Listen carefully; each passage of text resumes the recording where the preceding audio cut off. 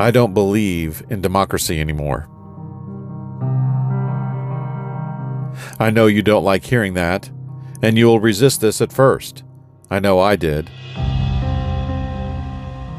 But hear me out. Don't just dismiss it out of hand. Forget the revolutionist Freemasonic indoctrination we all grew up with and ask yourself this. What the hell do you or I or the vast majority of people know about running a country? What makes us qualified to decide who the next leader of this country should be?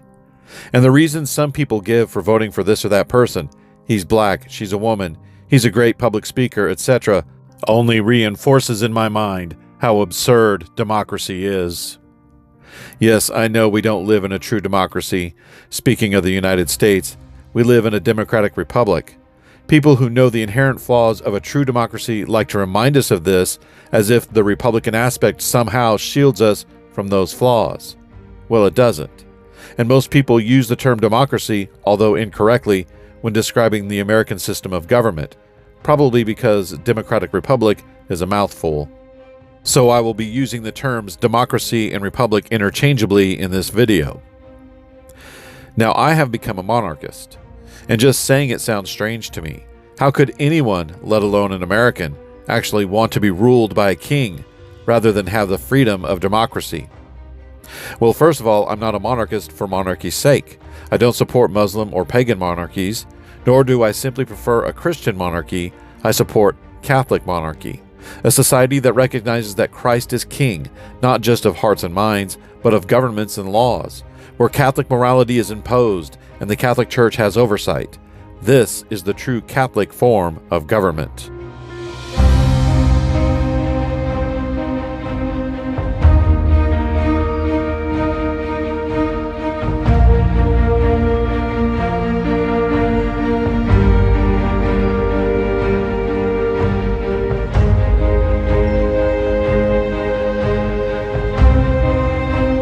If you like what you see, please like and share the video, and subscribe to the channel, turning on all notifications. If you would like to support this channel, please do so through Buy Me a Coffee. The link is in the description. Those who have bought coffees since the premiere of my last video and the recording of this one are Patrick Rendell. You can also like and follow us on Facebook as well as X. The links for those are also in the description.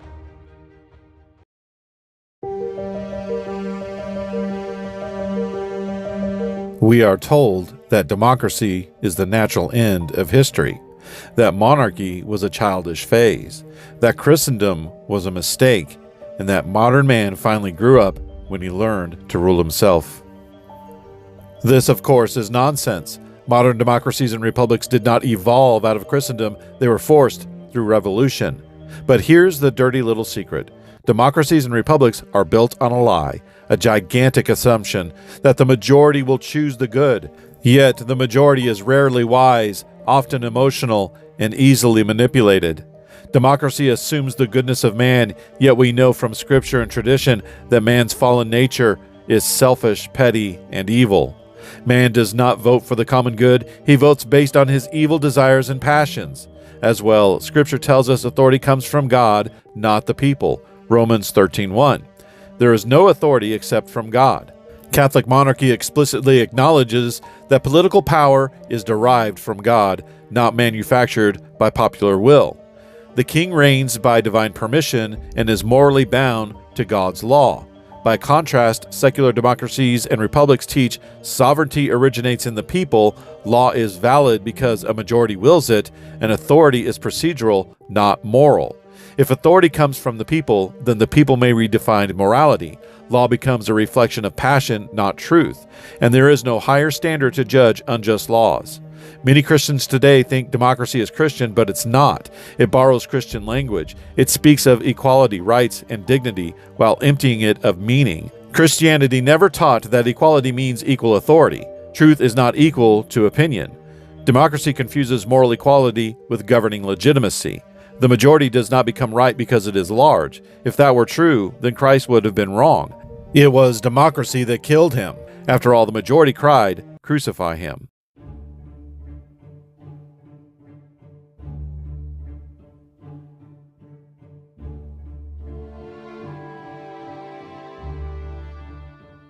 Monarchy rooted in God recognizes objective moral limits on power, limits democracy explicitly denies. Democracy and republicanism institutionalizes moral relativism.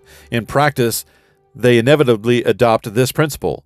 What the majority votes for becomes lawful.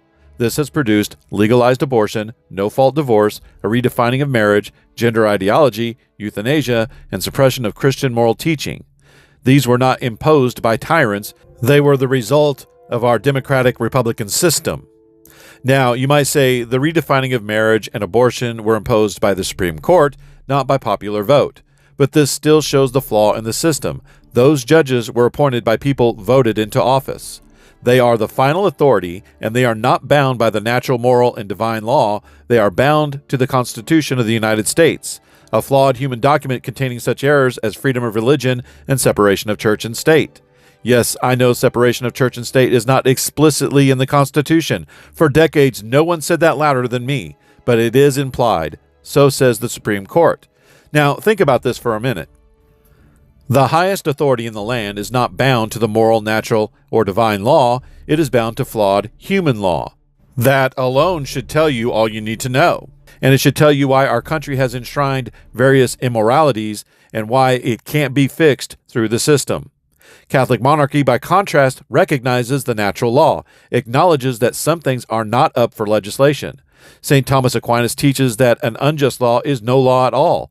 Modern democracies and republics teach that unjust laws are binding so long as they are legal, and people have paid the price for not adhering to those unjust laws. Photographers, florists, bakers, and a government official have been forced to pay fines for refusing to participate in certain kinds of marriages. People turn a blind eye to this tyranny and believe that Catholic monarchs were absolute dictators. This is not true. Catholic monarchy is authority bound to the moral, natural, and divine law. A king is morally constrained. A Catholic king must obey God's law, is subject to the Church's moral authority, can be judged by popes, bishops, saints, and tradition. Historically, these kings were excommunicated, forced to do public penance, reined in by the Church, and yes, even deposed.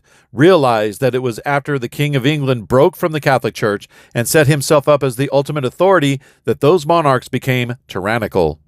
A Catholic king is accountable not to voters, but to God, to the Church, and to the moral order.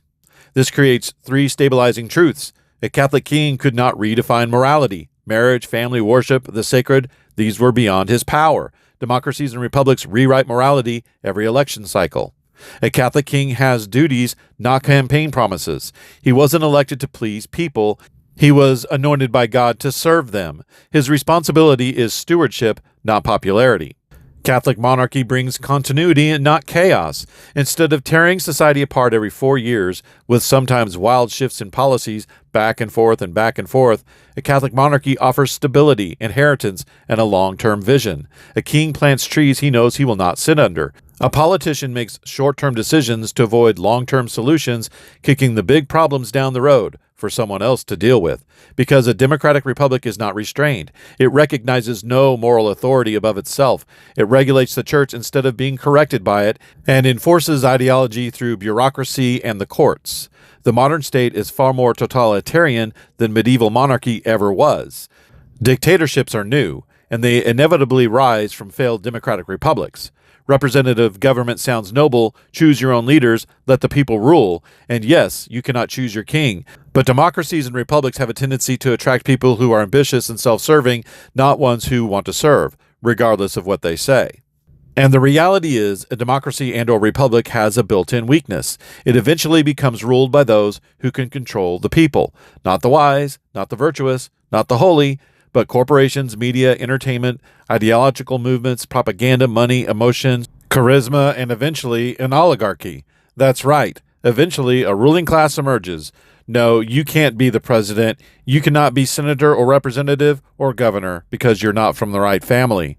So nothing has really changed, except this time there is no divine assistance.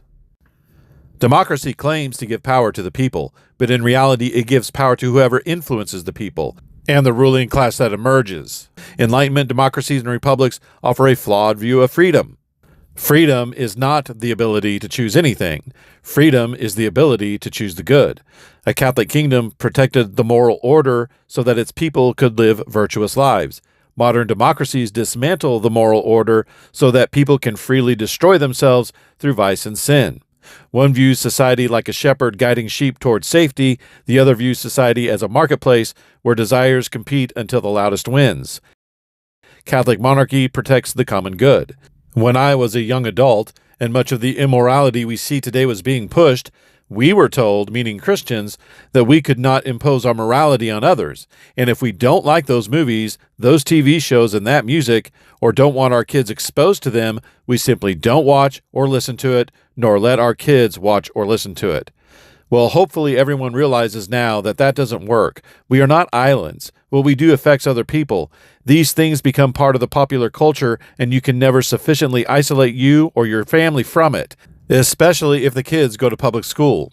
The government has a duty to protect its citizens morally. This is achieved through Catholic monarchy. It cannot be achieved through a secular democratic republic.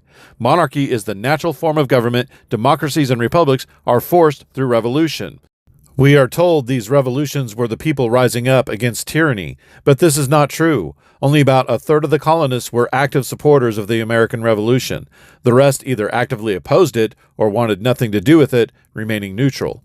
Revolutions are one set of elites wresting power from another set of elites, not the people rising up. The founding fathers of the American Revolution were the richest men in the colonies and already held prominent positions.